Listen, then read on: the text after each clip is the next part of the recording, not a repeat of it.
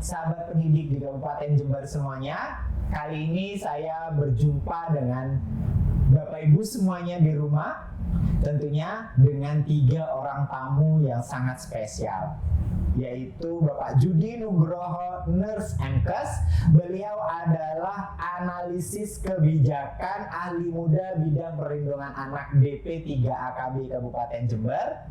Yang kedua adalah Ibu Solihati Novitasari SHMH. Beliau juga dari DP 3 AKB. Beliau adalah pendamping UPTD PPA. Dan kalau yang satu ini pasti Bapak Ibu semuanya sudah kenal. Beliau adalah pengawas patran, yaitu Dr. Anda Sri Iswaningsih MPD. Apa yang akan kita bahas? Saksikan seterusnya. Jember makin keren, semakin hari dengan Jihendi keren hari ini.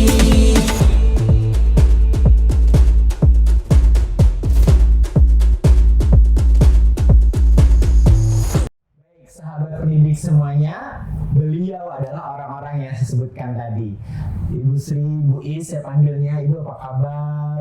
Baik-baik Mas Wata. Terima kasih sudah hadir, Bu Solihati. Pak Ji apa kabar? Terima kasih sudah hadir. Bapak Ibu semuanya, ada hal yang sangat ini menggugah saya untuk mendiskusikan hal ini dengan Bapak Ibu semuanya, yaitu mengenai kekerasan atau perundungan yang sering terjadi di sekolah gitu ya. Menurut Ibu Solihati ini sebetulnya perundungan atau kekerasan yang ada di sekolah itu sebetulnya itu seperti apa sih, seperti apa sih Bu sepertinya gitu. Terus selain itu apa yang akan kita hadapi gitu Bu? Iya, terima kasih Mas.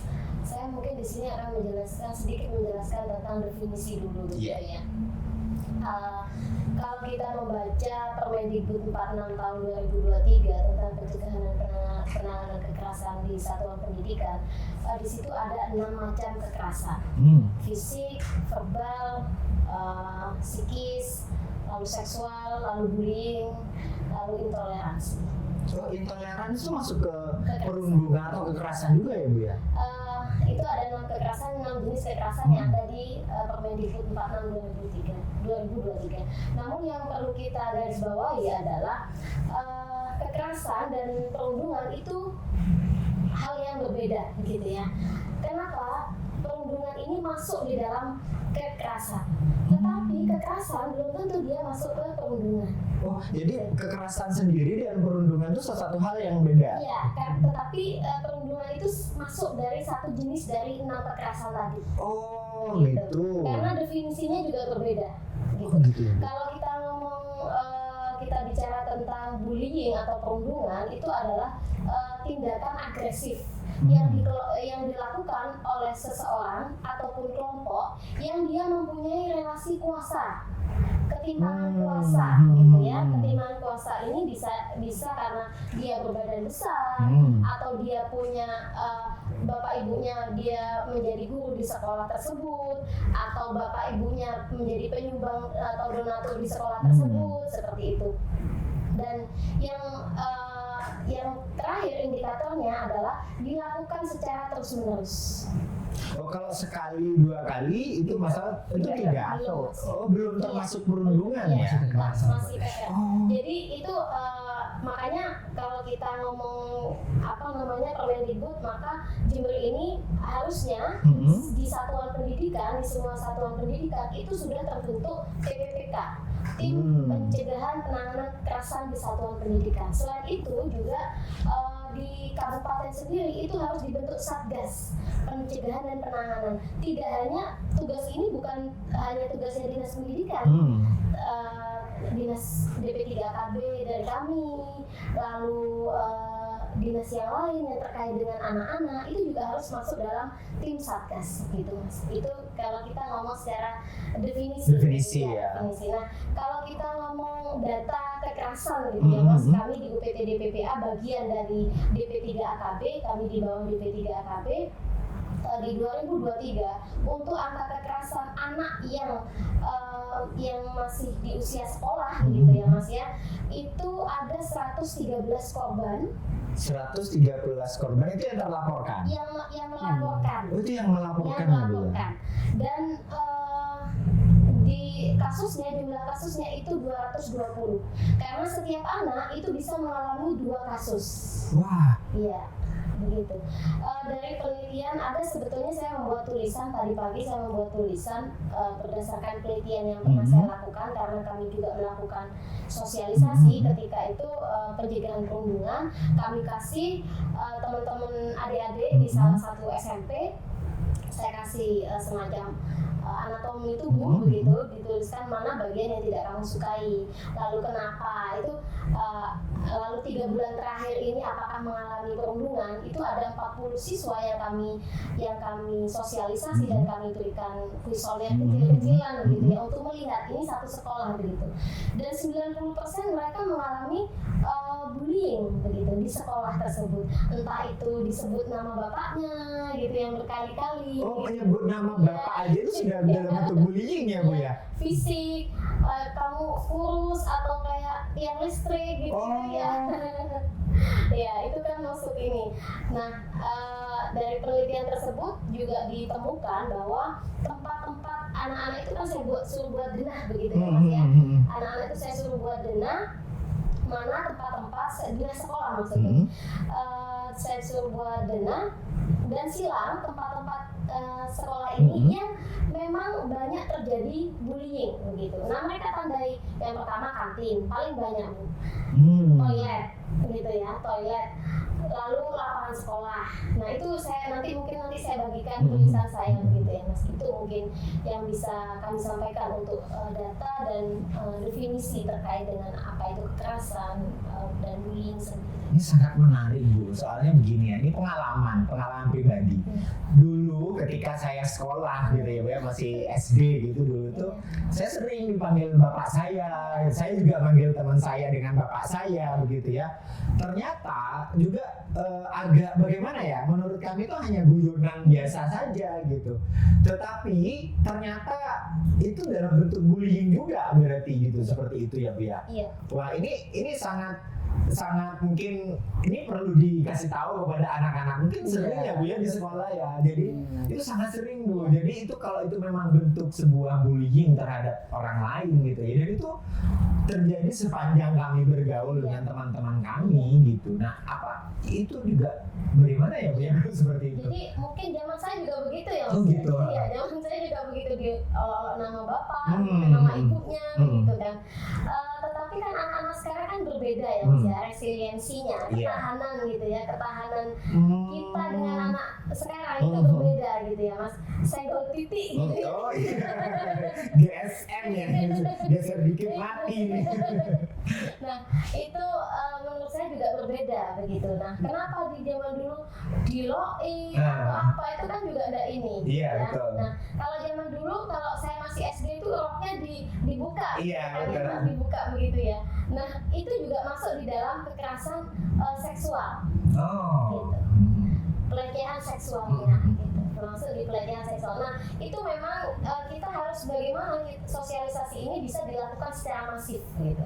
Dilakukan secara masif sehingga apa yang dimasukkan kekerasan dalam Permendikbud ini bisa diketahui oleh anak didik kita. Gitu. Selain itu juga kita perlu melakukan sosialisasi ini kepada orang tua. Gitu. Dan kenapa itu penting? Karena hari ini kasus yang kami tangani untuk anak usia TK itu masih belum tahu tentang kesehatan reproduksinya.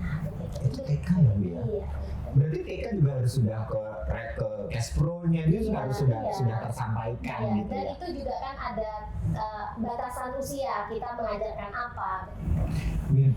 Ini Pak J, mungkin tadi ini saya tanya ke Pak J. Tadi itu kan kekerasan sampai dengan definisinya, sampai contoh-contohnya itu sangat detail gitu ya Pak ya. Sebetulnya Pak J, dampaknya gitu ke anak-anak ini apa sih gitu? Kalau dulu kita hai aja gitu dikali bapak gitu dipanggil gitu. Nah kalau sekarang itu dampak ke anak-anak itu apa Pak J? Terima kasih Mas Wata. Kalau kita perhatikan ya, dampaknya itu kira-kira ada 2.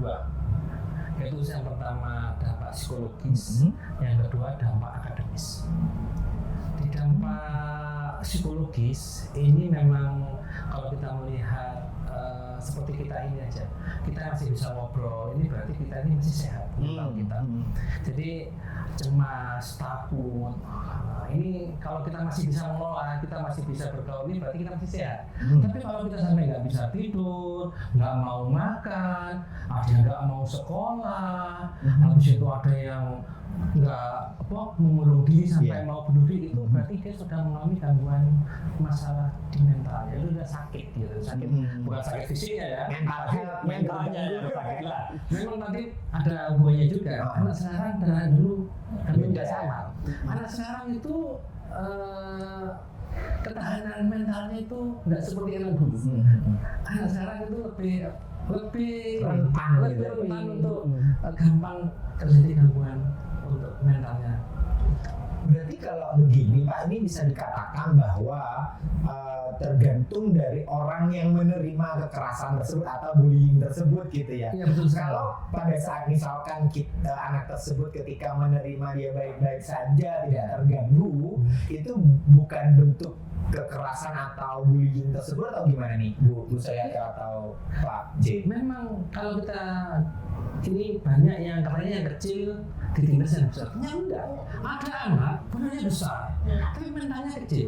Itu diejek sama anak kecil tapi mentalnya besar. Cuma diejek gemuk gitu. Dia udah nggak mau sekolah lagi dah. Udah dol itu. Ada kecil seperti itu. Jadi ya sekarang ini juga anak, kalau dulu harusnya kan secara teori anak bodoh diejek sama anak pintar. Sekarang enggak, anak pintar diejek sama anak bodoh, anak cantik diejek sama anak yang nggak cantik. Jadi ini bisa saling terbalik, tergantung bagaimana dia kuatnya mentalnya, psikologisnya. Jadi faktor psikologis dan kesehatan mental ini memang juga penting untuk kita tanamkan untuk anak-anak.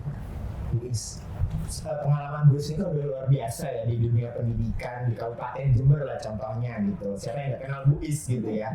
Bu Is, ada nggak sih di sekolah yang pernah Bu Is dampingi atau Bu Is dulu ketika mengajar menjadi guru gitu, bentuk-bentuk bullying atau bentuk-bentuk perundungan ini ada nggak Bu gitu? Sebetulnya ada nggak sih sampai parah gitu, ada nggak sih Bu? Gini Mas Fatah, kalau pengalaman saya itu ya mulai dari guru sampai kepala sekolah sampai sekarang jadi pengawas itu ada, cuma tingkatannya itu berbeda-beda. Kalau pada waktu Bu Is jadi guru itu walaupun ada perlakuan kekerasan yang agak keras seperti yang disampaikan tadi, itu menter aja. Nah, sehingga pada waktu Bu Is itu masih jadi guru, itu kalau tujuan guru di dalam mendidik anak itu kan semuanya itu kan ke arah positif. Sehingga kadang-kadang ya dengan cara apa disamlek bahannya itu tidak ada masalah dan anak pun tidak menangis, kemudian tidak, orang tuanya tidak melaporkan ke sana kemari itu pada waktu itu. Tapi kalau setelah Bu Is mulai jadi kepala sekolah agak belakang sedikit, itu sudah rame. Waktu itu ada guru ya juga begitu, niatnya itu mendisiplinkan anak-anak, tetapi itu dianggap melakukan kekerasan karena dia mungkin Mas Fatah nggak menemukan bahwa bu guru itu kan selalu membawa tuding dulu itu pertamanya ya awalnya itu untuk menunjuk bahwa itu untuk membaca, kemudian untuk memberitahu posisi. Kalau dulu kan terkait peta buta itu ya guru-guru dan murid itu ngotot lah. Pada suatu ketika itu ada muridnya yang ceples begitu. Itu ya sempat ramai. Nah sekarang ini di posisi pengawas. Ini Bu Is itu kalau keliling ya ada macam-macam karena Bu Is itu kemarin 4 kecamatan. Ya berbeda-beda ceritanya. Tetapi nuansanya hampir sama. Terjadi itu kekerasan, kemudian bullying teman karena Bu di sini ada di SD masalah. Di situ yang diperlakukan itu ya mulai dari tutur kata. Tutur kata itu antara anak dengan anak, antara guru dengan anak. Ini sudah terjadi sehingga kalau bullyingnya itu masih terjadi pilih-pilih, pilih-pilih teman itu untuk anak SD ya Bu Ibu ya. Beda kalau yang sudah besar. Kalau di SD itu milih bahwa sudah nggak cocok, nggak mau berteman sama ini, itu terjadi kalau di SD. Kemudian maunya guru itu mendisiplinkan karena kalau guru-guru kemarin itu kan kurang paham anak yang dimaksud disiplin positif. Iya, betul. Nah, maunya itu disiplin begitu ya, dengan salah satu contoh kalau dia tidak mengerjakan PR, itu langsung diambil tindakan bahwa sudah dikerjakan dulu di luar sana. Nah, itu sebenarnya kan tindakan kekerasan sebenarnya. Iya, tidak boleh itu, sehingga itu akan merugikan. Yang pertama psikologis anak itu sudah terganggu karena apa? Aku tidak boleh campur sama teman itu. Sudah terkucilkan. Sudah terkucilkan. Kemudian yang kedua, dia akan kehilangan kesempatan belajar seperti yang diterima anak-anak yang lain. Nah, itu sudah terjadi seperti itu. Kemudian yang saya temukan lagi, pada saat jam 7 kan sekolah itu membuat peraturan bahwa yang terlambat tidak boleh ikut upacara. Nah, ini sekolah memberlakukan begitu jam 7 pagar diganti. Nah, sehingga anak-anak yang terlambat, guru yang terlambat, niatnya baik untuk mendidik dia itu tidak telat lagi. Kalau gurunya yang terlambat kayak dilihat banyak orang, gurunya terlambat kan gitu ya. Tapi itu sebenarnya sudah kekerasan terhadap anak. Sehingga harusnya sekolah itu menyiapkan tempat untuk menunggu sampai upacara selesai. Ada tempat transit gitu. Tempat transit di situ. Itu sehingga pagar itu tidak ditutup, sehingga anak masih bisa masuk. Nah, dari situ ataupun mungkin dibuatkan tempat lah begitu ya, di pos satpam atau di mana begitu. Dan resiko juga ada sebenarnya itu dari untuk sekolah sendiri kalau dia di luar. Ya kalau ada orang dewasa yang ada di situ ya Mas ya. Kalau misalnya tidak ada, kalau itu kelas 1-2 pasti gendong orang. Sedangkan anak ini sudah ada posisi di sekolah. Orang tua kan sudah meninggalkan anak. Tahunya jam 7 sudah jam sekolah. Nah, tidak mau tahu bahwa anakku tadi terlambat. Itu tidak mau tahu kan wali murid. Nah, dari situ saya juga akhirnya ada juga yang itu loh, saya temui itu di suatu lembaga itu juga begitu ada kekeliruannya itu waktu itu apa ya Mas, di sekolah itu dia berbuat nakal gitu. Nakalnya anak SD kan ya. Nah, akhirnya ditemukan oleh si guru. Nah, dari situ diambillah suatu tindakan ya hukuman. Hukuman itu disuruh minta maaf kepada gurunya itu yang dinakali. Nah, ini kan juga akhirnya membuat jatuh 2 kali dia. Kan malu, kemudian takut seperti yang disampaikan Pak Nugroho tadi bahwa dampak dari seperti itu ya itu sampai dewasa akan dibawa. Karena apa? Di situ akan masuk di dalam ingatan dia bahwa aku salah ini waktu itu. Dia sadar kalau salah sudah. Nah, seperti itu mestinya tidak perlu dihukum, harus minta maaf ke Pak Nugroho, harus minta maaf ke kepala sekolah ini, tidak perlu sebenarnya. Jadi kan dia sudah sadar, selesai. Iya, diadakan pendampingan, diadakan pembinaan. Kalau misalnya itu orang sakit, dibawa ke UKS. Nah, karena di sini itu terkait dengan Permendikbud 46 2023, maka di situ ada ruang PP sendiri. Kalau untuk anak-anak kelas tinggi, kalau di SD ya di ruang OKS itu diadakan semacam pengobatan. Nah, di situ gitu. Kalau dia sudah tahu bahwa itu keliru, itu menyakiti teman, itu merugikan orang lain, kenapa harus dihukum? Sehingga kan dari situ nih, kalau misalnya kita hukum, yang dilihat itu anak-anak bahwa aku dihukum waktu itu. Itu satu. Yang kedua, ucapan orang dewasa itu akan betul-betul melekat begitu. Karena saya itu pernah sendiri waktu saya sekolah SMP. Nah, waktu SMP itu Pak Guru saya itu juga begitu. Isi Sugeng itu waktu itu saya SMP itu ngomongnya terlalu keras. Keras itu banter ya. Ngomongnya terlalu keras. Nah, di situ Pak Guru saya itu ingat betul sampai sekarang. Dia ngomong cuma bentar-bentar kayak nang pinggir kali guys. Nah, itu betul-betul melekat untuk saya. Nah, ini dari sini Pak Mata, akhirnya saya mengadakan pendampingan. Kalau Budis porsinya kan kepala sekolah. Nah, kepala sekolah itu saya minta, ayo wis kita rubah di dalam kita mendampingi anak-anak untuk tumbuh, bakat minatnya disesuaikan dengan kemampuan dia. Karena kesalahan dia terlambat, belum tentu karena anaknya, bisa orang tuanya yang mengantarkan, ya. Nah dari situ akhirnya dibuat saya ambil, ayo, apalagi ada perintah itu tuh ya mulai Oktober 2023 itu ada perintah untuk membuat TBPK. Nah itu akhirnya ayo sekolah sekarang membuat ini, tugasnya nanti ini adalah membantu sekolah untuk menertibkan supaya tidak terjadi kekerasan di sekolah, sehingga tim pencegahan dan penanganan ini betul-betul bekerja secara maksimal. Baik, Bu. Terus saya mau tanya ini tadi ke Bu Solihati ya, secara hukum gitu ya Bu ya, guru melakukan tindakan pendisiplinan gitu, itu melanggar nggak sih Bu sebetulnya gitu? Terus batasannya itu seperti apa Bu Solihati? Iya, Mas Papa begini, kalau kekerasan itu bagi siapapun tidak boleh begitu ya. Kalau kita ngomong undang-undang, gitu ya.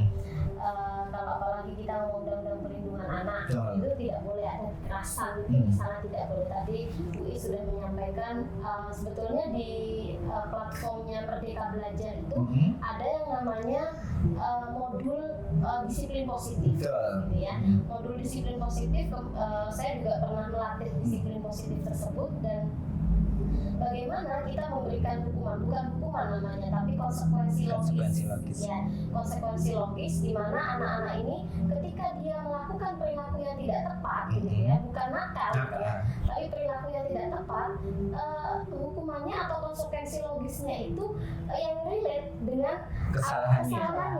Gitu. Misalkan nih ya, contoh dia menjatuhkan air di sekitar mejanya, lalu disuruh ngepel satu kelas. Oh ya.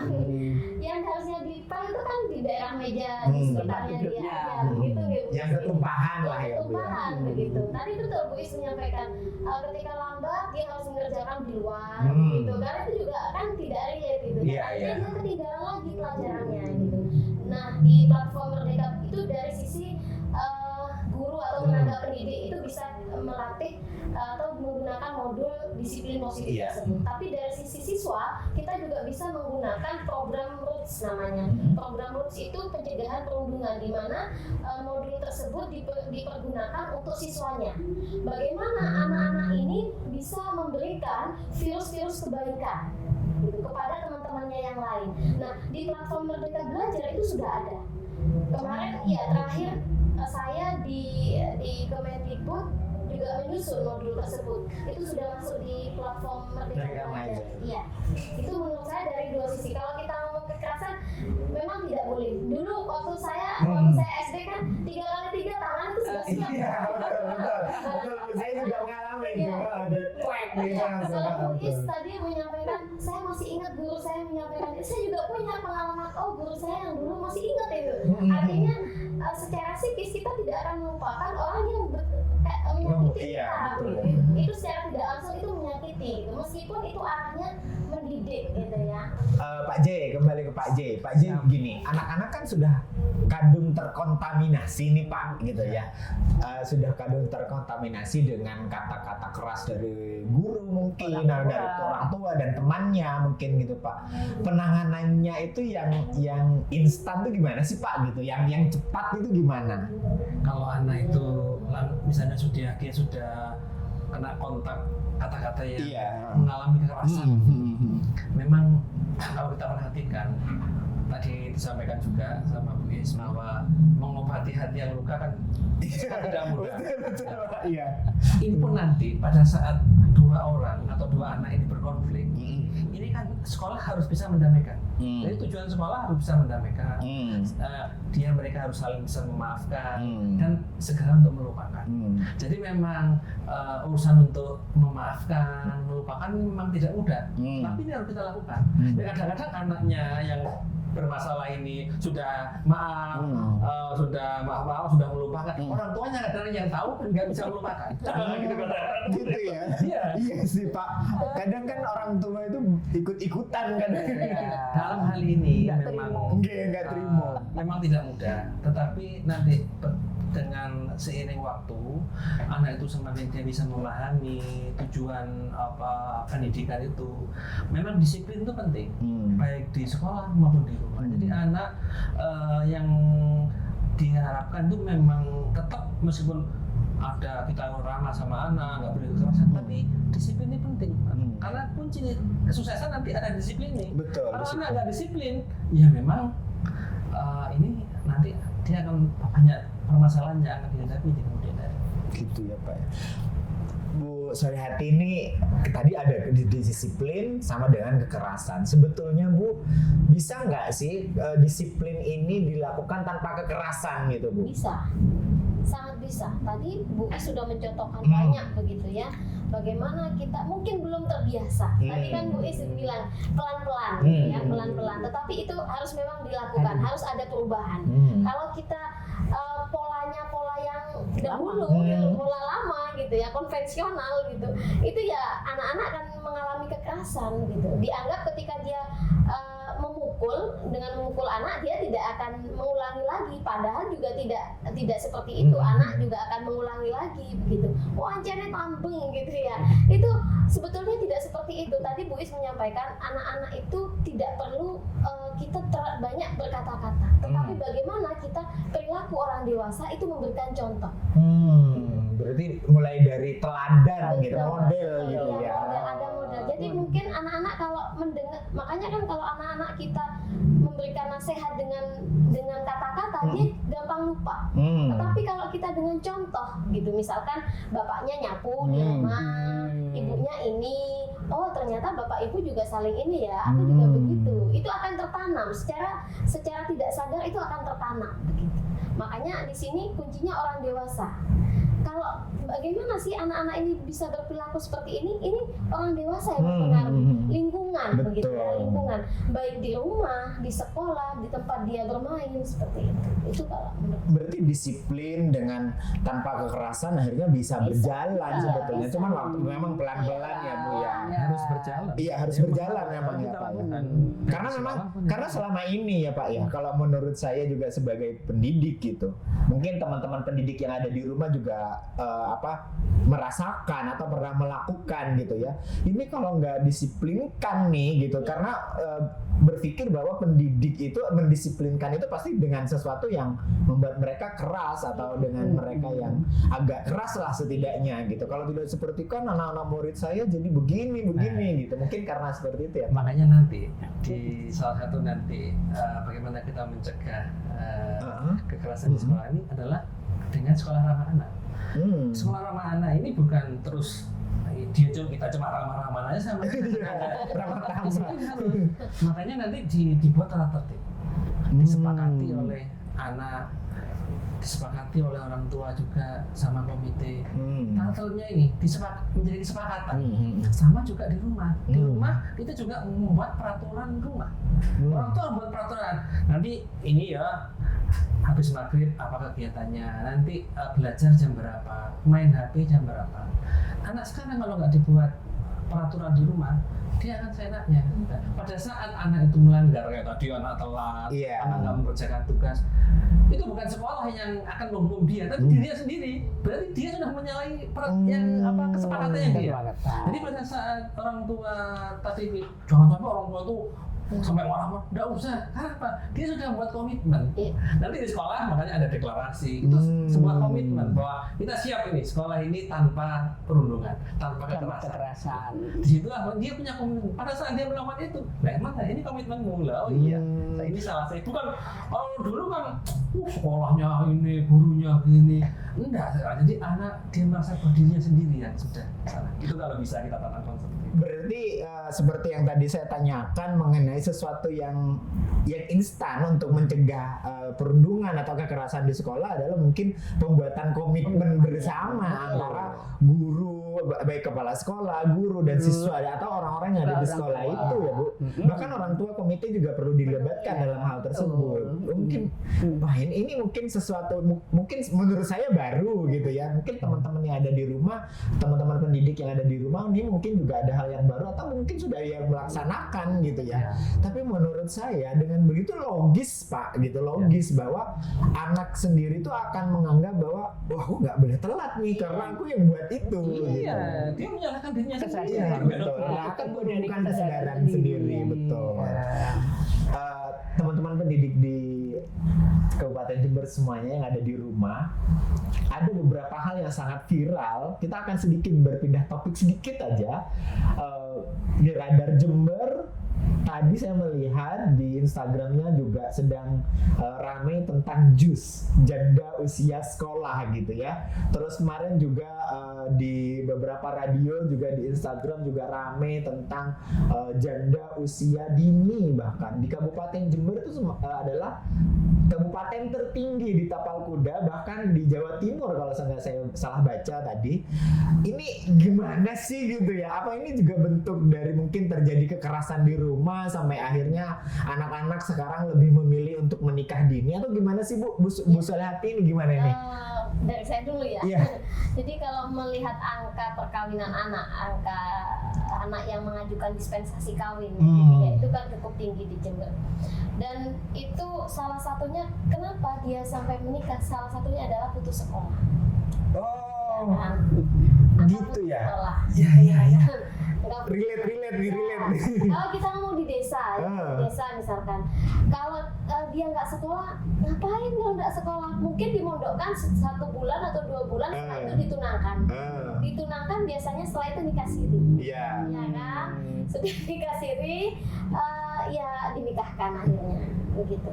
Dan memang kalau kita ngomong angka putus sekolah cukup tinggi, cukup tinggi gitu. Kemarin kami di Kabupaten Jember mendapatkan program dari UNICEF itu tentang pengentasan anak tidak sekolah itu, dan angkanya cukup tinggi. Kita di 8 desa yang menjadi pilot gitu, 8 desa itu ditemukan 1029 anak putus sekolah. Itu hanya di 8 desa saja ya Bu, udah 1000 ya. Iya. Dan itu yang kembali pun itu sekitar 90 atau 82 begitu yang sudah kembali ke sekolah. Dari 1000? Dari 1029. Iya. Itu yang kembali itu 82. Nah, ketika kita tanyakan begitu kan, ada semacam survei begitu ya, kenapa kok putus sekolah gitu. Salah satunya adalah ekonomi. Gitu. Ekonomi. Oke, hari ini sekolah gratis gitu. Namun yang kita tidak bisa pungkiri adalah uang jajan. Uang jajan ini terkadang kalau misalkan kita ada SPP, semisal ada SPP, itu lebih besar daripada SPP-nya. Iya, betul. Iya, betul. Itu belum bensinnya yang antar anak, antar antar jemputnya begitu. Nah, kemarin juga sempat viral mungkin di IG juga, ada seorang bule yang dia menjual perusahaannya dan untuk menyekolahkan anak-anak Indonesia yang ada di Lombok. Lombok. Iya betul, saya juga baca itu. Kaget si bule ini di Indonesia masih ini ya ternyata ya gitu. Kalau di luar negeri kan udah enggak. Iya. Ya, untuk swasta memang kan berbayar gitu kalau di sini ya Bu. Nah, ya itu mungkin angka putus sekolah yang cukup tinggi. Selain juga budaya begitu ya, budaya kalau sudah wis runtang-runtung gitu. Saya pernah ngisi di kampus Merdeka Belajar di salah satu desa di Jerbuk sana. Saya bagian untuk mengedukasi orang tuanya. Saya tanyakan dengan bahasa Madura karena memang daerah Madura. Kenapa Pak kok ini? Oh sudah si laki-lakinya dia sudah sering ke rumah, kadang nginep, terus sudah ditunangkan disirikan itu ya udah Biar nggak dosa. Biar nggak dosa alasannya gitu Bu. Jadi artinya di sini juga keluarga menurut saya juga perlu support ya, support keluarga bagaimana menyampaikan ke anak bahwa pendidikan ini penting. Kalau kita ngomong hukum agama begitu ya, kan kalau kita ngomong menuntut ilmu itu kan wajib. Nah menikah itu adalah sunnah. Iya. Gitu kan ya Bu ya. Itu yang saya sampaikan. Orang tua baru sadar, oh begitu ya Mbak. Nah itu rentetan seperti itu yang mungkin mereka juga tidak mendapatkan edukasi dari segi orang tua gitu ya. Nah ini perlu support dari orang tua bagaimana menanamkan kepada anak pendidikan itu sangat penting bagi mereka untuk masa depannya. Untuk masa depan. Begitu. Pak Nugroho, Pak J, ini gini kan tadi anak usia dini, janda usia sekolah atau janda usia dini, usia muda mereka, dan yang saya baca adalah mereka itu pun mempunyai anak dan bercerainya setelah mempunyai anak gitu Pak. Apakah ini akan menjadi efek karambol terjadinya anak-anak yang mental health-nya itu sangat rentan terhadap bullying terus dengan macam-macam seperti ini Pak? Apa itu bisa jadi efek karambol nggak sih Pak? Bisa juga, dikarenakan kalau kita perhatikan ya, anak-anak masih usia anak, mentalnya nggak siap, kesehatannya nggak siap, nggak punya pekerjaan, pengalamannya kurang juga, banyak hal dia nanti yang akan dialami itu banyak sekali permasalahan dalam menawari hidup. Jadi memang ini hal yang sering sama orang tua tidak diperhatikan. Orang tua tidak memperhatikan bahwa ternyata akibat dari perkawinan dini itu menimbulkan masalah yang lebih besar. Ternyata akibat dari perkawinan itu mereka nggak berpikir. Dia berpikir bahwa setelah nikah sudah selesai. Ternyata enggak. Setelah menikah sudah permasalahannya besar sekali. Kenapa? Anaknya nggak siap, mentalnya nggak siap. Belum lagi mereka juga mungkin pekerjaan penghasilannya juga belum cukup. Jadi setelah menikah ternyata permasalahannya semakin berat.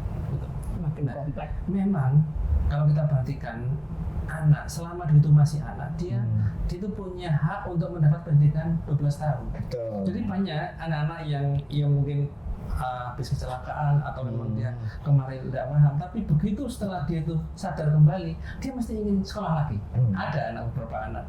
Jadi mungkin janda sekolah itu ya memang ya mungkin setelah dia kembali lagi ke sekolah karena memang dia yang masih anak dan dia punya hak juga untuk tetap mendapatkan pendidikan 12 tahun minimal. Nah, sekarang Pak, kalau misalkan nih udah jadi jus gitu ya, udah jadi jus, terus dia sendiri pengen kembali ke sekolah, kira-kira tuh bisa nggak ya Pak ya? Iya, sangat bisa sekali. Oh bisa gitu. Ya, sangat bisa sekali. Karena yang memang satu itu haknya dia, nomor dua dia mungkin sudah sadar, sudah ingin memperbaiki diri, dia ingin menata masa depannya lebih baik. Ya, kita support gitu. Yang lalu masa kita melihat yang belakangnya, kita melihat ke depan bagaimana anak ini nanti sukses. Ya syukur-syukur kalau nanti dia tuh bisa punya penghasilan, dia nanti bisa membesarkan anaknya dengan baik gitu. Ini perlu kita dampingi gitu. Berarti ini tugasnya DP3KB dong. Salah satunya. Terus Bu Solihati, jadi gini, tadi anak-anak yang udah jadi jus nih Iya. gitu ya. Terus ternyata ada anak-anak yang mungkin di SMP atau di SMA terjadi kecelakaan gitu ya, NBA kalau anak dulu mengatakan Kehamilan gitu. tidak diinginkan. Iya, yang kehamilan tidak diinginkan gitu. Terus tapi anak tersebut pengen sekolah, ternyata di sekolah terjadi bullying dan apa, misalkan terjadi kekerasan terhadap mentalnya terhadap orang tersebut. Itu sebetulnya secara psikologis juga seperti itu gitu ya. Yang harus mendampingi ini siapa gitu? Sekolah sendiri kah? Di situ ada guru BK atau dari DP3 KAKB yang melakukan ini atau pendamping PPA gitu? Iya. Jadi Mas Fata begini, kalau kita ngomong urusan anak itu sebetulnya bukan hanya urusan dinas pendidikan, bukan hanya urusan DP3 AKB, tetapi semua OPD yang memang berkaitan dengan anak, gitu ya. Karena kenapa? Ketika kita mau memberikan perlindungan itu kan komprehensif, komprehensif. Kalau kita ngomong pendidikan, kita DP3 AKB, dinas pendidikan juga. Nah, bagaimana ketika dia kembali ke sekolah nanti ada bullying atau apa begitu? Nah, itu bisa itu harusnya bisa disampaikan terlebih dahulu dan melakukan asesmen kepada anak terlebih dahulu. Semisal nanti kembali ke sini, bagaimana perasaanmu ketika sudah kembali di sekolah ini? Itu harus ditanyakan. Dan sebetulnya di kecamatan itu sudah ada PKBM ya. Kalau nggak salah kejar paket Iya, itu bisa lewat sana juga kan. Sebetulnya untuk ijazahnya juga sama ya Bu, setara ya Bu, setara gitu. Nah, itu yang bisa kita sampaikan kepada anak-anak. Kemarin saya melakukan home visit, kunjungan rumah ke salah satu daerah. Itu satu rumah itu ada 3 anak yang putus sekolah. Satu rumah, satu keluarga, satu keluarga 3 anak yang putus sekolah. Dalam jenjang SD. Iya. Itu baru kemarin saya. Iya. Baru kemarin saya Mas. Itu ada 2 anak. Ada 3 anak. Ada 3 anak. Yang satu mbaknya sudah dinikahkan, yang 2 ini sudah tidak sekolah. Sudah tidak sekolah juga tidak belum menikah. Saya sampaikan, ayo kalau mau mendaftar nanti kita bantu untuk kejar paket. Karena kalau dari segi usia Bu, itu sudah enggak sudah ada di usia di untuk SD gitu, jadi formal. itu mungkin Mas. Jadi kalau kita ngomong ini menjadi tugas bersama gitu, perlu kerja kolaboratif begitu Mas, sehingga kita bisa betul-betul memberikan perlindungan yang komprehensif kepada anak-anak di Kabupaten Jember. Bu Is, terakhir nih Bu Is, mungkin bisa disampaikan kepada guru-guru yang ada di rumah yang sekarang lagi menyimak kita, apa sih yang harus dilakukan oleh guru atau sekolah untuk mencegah terjadinya perundungan dan terjadinya pernikahan di usia sekolah, Bu? Monggo dipersilakan. Terima kasih Mas Wata. Gini, saya selaku pendamping kepala sekolah itu di sini memang ya tadi sudah saya sampaikan bahwa semua itu adalah proses. Nah, dalam proses awal itu kepala sekolah saya dampingi, saya beri kesempatan ya, kira-kira apa ya sing bisa dilakukan dan tidak terjadi perundungan untuk anak-anak kita di SD. Mestinya begini Bu Is, mestinya begini. Nah, akhirnya terus saya garis bawahi, ya sudah sekarang kita coba membuat tim PPK-nya dulu. Nah, setelah itu ya karena keterbatasan pengetahuan kepala sekolah terkait dengan TPPK itu, maka saya disodorkan Permendikbudristek 46 itu. Di situ sudah banyak sekali isinya, mulai dari bagaimana membentuk TPPK, kemudian apa saja yang dilakukan. Nah, secara berkala dalam artian 1 minggu sekali itu saya tanyakan gimana TPPK sudah terbentuk, sudah Bu, gimana sudah jalan, sudah. Nah, akhirnya di situ sudah terbentuklah TPPK. Setelah itu, mohon Bapak Ibu Kepala Sekolah semua saja untuk mengadakan sosialisasi terkait dengan pencegahan dan penanganan terkait kekerasan yang ada di satuan pendidikan. Tentunya tidak lepas dari kerjasama antara kepala sekolah, tim TPPK, orang tua murid. Nah, ini semua perlu mengenal, memahami, dan juga mengikuti aturan yang ada di situ. Sehingga semuanya akan berjalan dan semuanya kalau seperti yang disampaikan Bu tadi kan, bahwa sekarang itu kita bagaimana caranya supaya anak-anak itu mendapat prioritas utama.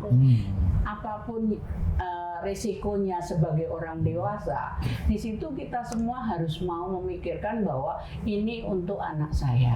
Kalau saya melakukan kekerasan dalam tutur kata, maka anak adalah perekam utama dan keahli di dalam merekam. Apalagi memorinya masih katakanlah belum penuh, sehingga mudah sekali kemasukan kata-kata yang kurang enak dan seterusnya. Jadi pada misinya itu nanti membentuk tim TPPK, sosialisasi kepada wali murid dan rangka Pak C tadi untuk kerjasama supaya nanti wali murid itu tahu bahwa sekolah akan memberlakukan ini, minta tolong ke wali murid mendukungnya, sehingga tidak bisa pendidikan sekarang itu yang bahwa hanya diserahkan pada guru dan sekolah, tetapi ini termasuk ya tugas dan tanggung jawab orang tua dan masyarakat.